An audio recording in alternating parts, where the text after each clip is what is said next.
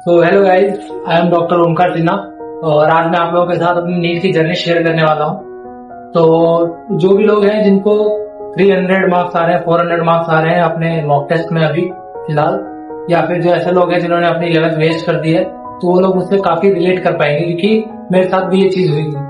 तो ये आपको आगे जर्नी में पता चलेगी। तो हम लोग वीडियो को शुरू करते हैं। तो शुरू से शुरू करते हैं। तो मैंने अपनी क्लास 12 तक की पढ़ाई जो है वो केंद्रीय विद्यालय से केवी स्कूल से की है।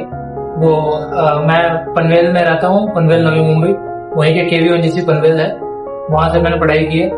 और मेरे 10th में 94.6% आए थे और मैथ्स और बायोलॉजी या मतलब मैथ्स या साइंस दोनों ही अच्छे थे। तो मेरे लिए बहुत मुश्किल था ये कि मतलब मैथ्स के फील्ड में जाऊं या फिर साइंस की फील्ड में जाऊं।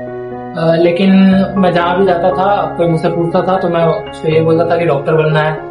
तो बेसिकली अंदर से ही ऐसा था कि डॉक्टर बनना है। तो इसलिए फिर मैंने कुछ दिन मैंने कंप्यूटर साइंस लेके देखा, लेकिन मुझे पसंद नहीं आया वो। तो इसलिए फिर मैंने उसको बायोलॉजी में स्विच कर लिया और फिर मैं पीसीएमबी के लाइन में आ गया। लेकिन मैथ्स मैंने साथ में रखा क्योंकि मैथ्स मुझे पर्सनली पसंद था। तो उसने मुझे काफी जर्नी में आगे हेल्प भी की, वो आपको पता चलेगा।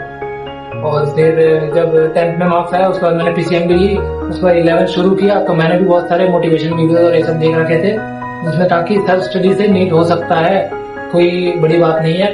तो इसलिए मैंने भी सोचा कि सेल्फ स्टडी से ही कर लेंगे, क्योंकि मेरे आसपास कोई ऐसी बड़ी कोचिंग नहीं थी।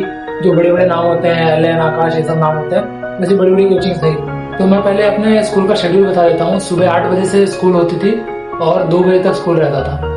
तो 8 से 2 स्कूल जाता था मैं। उसके बाद 2 बजे आके कुछ अपना स्कूल का काम किया या होमवर्क किया या जो भी टीचर ने पढ़ाया वो उसको देखा। और उसके बाद फिर शाम में थोड़ा 1 घंटा क्रिकेट वगैरह खेलता था। और उसके बाद फिर 7 to 11 में फिर से वही सब जो पढ़ाया हुआ है उसके लिए पढ़ लेता था, या कोई यूनिट टेस्ट आ रहा है उसके लिए पढ़ लेता था। मतलब पूरा स्कूल बेस्ड या स्कूल फोकस्ड ही जो मेरा प्रिपरेशन है वो चल रहा था। तो मुझे इतना पता नहीं था कि नीट के लिए क्या मतलब ऊपर से प्रिपरेशन करते हैं, कितना अच्छा प्रिपरेशन करना पड़ता है वगैरह। तो इसलिए मैं खुद से सेल्फ स्टडी कर रहा था। और सेल्फ स्टडी का आपको पता ही है कि कोई डायरेक्शन सही नहीं मिल पाती है, बहुत ही मुश्किल होता है, और कोई गाइडेंस, डायरेक्शन ये सब नहीं मिल पाता है। तो इसीलिए फिर मुझे मुश्किलें आने लगी। लेकिन क्योंकि मैं खाली स्कूल के टेस्ट देता था, कोई मॉक टेस्ट वगैरह नहीं देता था, तो मुझे आइडिया ही नहीं था कि कितने बड़े प्रॉब्लम में मैं फंस रहा हूँ। तो इसलिए मैं ऐसे करते करते 11th का एंड आ गया। और 11th के एंड के फाइनल पेपर में क्या हुआ कि फिजिक्स थी, उसमें फिजिक्स के मुझसे न्यूमेरिकल्स नहीं बने। तब मुझे रियलाइज हुआ कि सिर्फ ये गाइड बुक और सिर्फ स्कूल का पढ़ के मुझसे नीट क्रैक नहीं हो पाएगा, मुझे इसके लिए कुछ करना पड़ेगा। और ये हाई टाइम था क्योंकि मेरे पास 1 साल बचा हुआ था बस 12th का। 11th मैंने ऑलमोस्ट वेस्ट कर चुका था मैं, क्योंकि सिर्फ 11th में मैंने स्कूल का पढ़ा था, नीट का कुछ भी नहीं पढ़ा था। तो ऑलमोस्ट वेस्ट ही समझो, पर मैं उसको वेस्ट नहीं मानूंगा क्योंकि उसमें कॉन्सेप्ट तो कुछ बन ही गए थे। तो उसके बाद 12th में आके मुझे लगा कि कोचिंग की जरूरत है, पर मेरे आसपास कोई कोचिंग उपलब्ध ही नहीं है, जैसे मैंने आपको पहले बताया। तो फिर मैंने सोचा कि क्या करूं। तो ऑनलाइन कोचिंग्स का उस टाइम बूम चल रहा था काफी, कोविड से जस्ट पहले का टाइम था, 2018-19 के आसपास। तो फिर बहुत सारी कोचिंग्स थी, पर कोचिंग में भी पैसा काफी लगता है। तो फिर मैंने एक ऑनलाइन ऐड देखा था और ऐड के थ्रू मैं गया और मैंने स्कॉलरशिप टेस्ट दी और उसके थ्रू मैं फिर गया। पैसा तो खैर उसमें भी लगता है, लेकिन कुछ परसेंट आपको माफ कर देते हैं। उसके थ्रू मैं कोचिंग में गया और वेदांतु से मैंने फिर 1 साल की पढ़ाई की। और अब 1 साल का कोचिंग लिया मैंने, तो उसमें क्या है कि वो 12th के लिए बैच था, तो वो 12th का पढ़ाएंगे 1 साल में।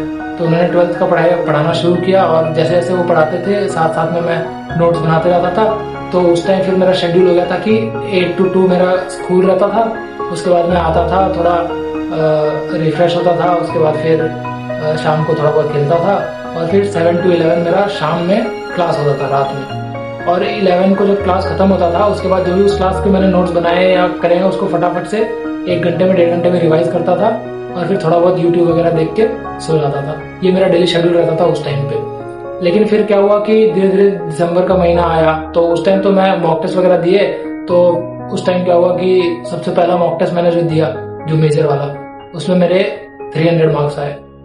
तो मैं ऐसे ही वो हो गया कि क्या अब क्या कर सकता हूँ, इसमें इतने कम मार्क्स में तो क्या ही होगा। तो मैंने फिर मॉक टेस्ट वगैरह स्किप करना शुरू कर दिया, ये सब करना शुरू कर दिया।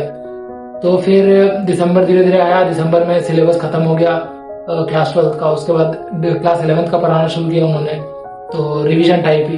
तो लेकिन मैं ये फॉलो करता था कि जब क्लास 12 का मैं पढ़ रहा हूँ तो सैटरडे और संडे अपना क्लास 11 के लिए निकालता था और एक एक टॉपिक, दो दो टॉपिक करके पढ़ता रहता था साथ में। तो ऐसा नहीं होता था कि मेरा कभी क्लास 11 का लैग किया हो प्रिपरेशन। तो इसलिए आप लोग भी अगर 12 में हो तो ये कर सकते हो। तो दिसंबर से चालू हो चुका था 11th का रिवीजन, और मैं भी साथ ही साथ पढ़ रहा था क्योंकि मुझे समझ भी आ रहा था, क्योंकि मैं पहले से साथ में करते आ रहा था सैटरडे और संडे को एक एक टॉपिक करके, तो मेरा ऑलमोस्ट कवर हो चुका था। तो इसलिए बट फिर भी कुछ क्या है कि अब तुमने पूरा एक साल वेस्ट कर दिया है तो पूरा तो कवर हो नहीं सकता था एक साल, तो काफी बच गया था और बस 2-3 महीने बचे थे, तो मैं पैनिक भी कर रहा था। और धीरे धीरे करते करते मार्च का महीना भी आ गया जब फिर बोर्ड्स एग्जाम वगैरह आ गए।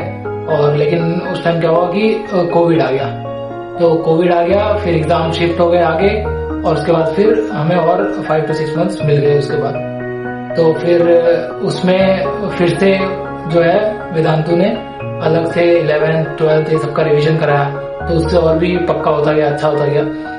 लेकिन फिर भी मेरे मॉक टेस्ट में मार्क्स नहीं बढ़ रहे थे। कितना भी पढ़ाई कर लिया मैंने, कितने भी रिवीजन कर लिया, नोट्स बना लिए, सब कर लिया, लेकिन मार्क्स 300 जैसे स्टार्टिंग में आए थे, अभी मेरे 500 के आसपास आ रहे थे, और कभी 600 टच नहीं किया था मैंने अभी तक। तो और 3 महीने मुश्किल से बाकी होंगे नीट एग्जाम के लिए। तो फिर मैंने सोचा कि क्या करूं, तो वहाँ पे एक मेंटर का ऑप्शन देते हैं कि मेंटर से बात कर सकते हो तुम। तो मैंने सोचा मेंटर को कॉल लगाया जाए, और मैंने मेंटर को कॉल लगाया। तो मेंटर से बात की मैंने कि ऐसा ऐसा हो रहा है और मार्क्स नहीं बढ़ पा रहे हैं, जबकि मैं पूरा सिलेबस का रिवीजन करके उसके बाद टेस्ट दे रहा हूँ, फिर भी पता नहीं क्यों गलती हो रही है, नेगेटिव मार्किंग बहुत ज्यादा हो रही है। तो उसने मुझे ये सजेस्ट किया कि जो फुल रिवीजन करते हैं उसमें इतना टाइम चला जाता है, उसके बाद फिर टेस्ट देते हो, उससे बेटर है कि अगर कोई छोटे नोट्स तुम्हारे पास हो, जैसे कि 10 पेजेस में बायोलॉजी हो, 10 पेजेस में फिजिक्स केमिस्ट्री ऐसे हो, तो उनको 10 पेजेस को तुम बहुत क्विकली रिवाइज करके उसके बाद टेस्ट देने के लिए बैठ सकते हो। तो वो ज्यादा बेनिफिशियल होगा, वो ज्यादा रिटेन भी रहेगा, और फिर उसके बाद एग्जाम दो।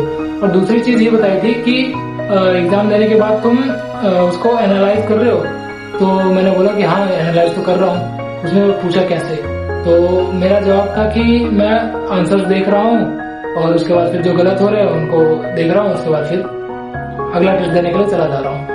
तो यहाँ पे उसने बोला कि अगर तुम सिर्फ मतलब 3 घंटे एग्जाम दे रहे हो, 1 घंटे में एनालिसिस करके खत्म कर दे रहे हो, तो इससे नहीं हो पाएगा। तुम्हें एनालिसिस पे भी उतना ही लगभग 3 घंटा देना पड़ेगा, और उसमें गलती जो हुई है वो क्यों हुई है, उस टॉपिक के बारे में थोड़ा सा पढ़ना पड़ेगा, और वो तुम्हारा वीक टॉपिक हुआ एक तरह से, तो उस पर थोड़ा सा ध्यान देना पड़ेगा ऐसे करके। तो बेसिकली मिस्टेक एनालिसिस बोलते हैं इसको, तो उससे मिस्टेक नोटबुक भी बनती है। मैंने मिस्टेक नोटबुक तो नहीं बनाई थी, पर हाँ मिस्टेक एनालिसिस करना मैं शुरू कर दिया था उस टाइम से। तो जब मैंने वो शुरू किया तो 1 मंथ के अंदर फिर मैंने 600 को टच किया 500 से, तो that was a big success for me. और उसके बाद फिर धीरे धीरे नीट का एग्जाम करीब आया। उसके पहले मैं जेई का एग्जाम भी दे चुका था जनवरी में, तो जेई मेंस में भी अच्छे मार्क्स आए थे मेरे। उसके बाद फिर धीरे धीरे जब नीट का एग्जाम पास आया, तो मतलब मुझे पता नहीं था क्योंकि फर्स्ट टाइम था, तो कैसे क्या एक्सपीरियंस करते हैं मुझे कुछ पता नहीं होता है। तो एक फ्रेशर की तरह मैं गया एग्जाम देने के लिए, एग्जाम पेपर में बैठा, और काफी मतलब आसान पेपर आया था 2020 का, आप लोगों को भी पता होगा। तो मुझे लगा कि काफी अच्छा जा रहा है, बढ़िया से हो रहा है, सारे क्वेश्चन हो रहे हैं। और उसके बाद फिर मैं वो क्वेश्चन करके बाहर निकला एकदम खुशी खुशी। तो मुझे लगा कि अब तो सिलेक्शन हो ही जाना है, बढ़िया एकदम नंबर आ जाएंगे। लेकिन फिर वहाँ देखा मैंने कि सारे बच्चे खुश थे, और फिर मैं घर आके आंसर की चेक किया रात में जाके, क्योंकि उस टाइम शाम तो हो ही गया था एग्जाम दे देते। तो रात में आके आंसर की चेक किया मैंने। आंसर की में मेरे लगभग 645-650 के आसपास ही बन रहे थे, और उतने ही मेरे नॉर्मल में आए। तो यही थी मेरी स्टोरी। और फिर मुझे काउंसलिंग में एम्स गोरखपुर मिला। तो और कुछ भी अगर आपको जानना होगा कि कौन सी बुक्स यूज की या क्या यूज किया, कौन सी कोचिंग से पढ़ना चाहिए अभी के टाइम में, ऑनलाइन अच्छा है ऑफलाइन, या और कोई भी डाउट्स हो, तो आप लोग कमेंट सेक्शन में मुझे पूछ सकते हैं। Thank you so much.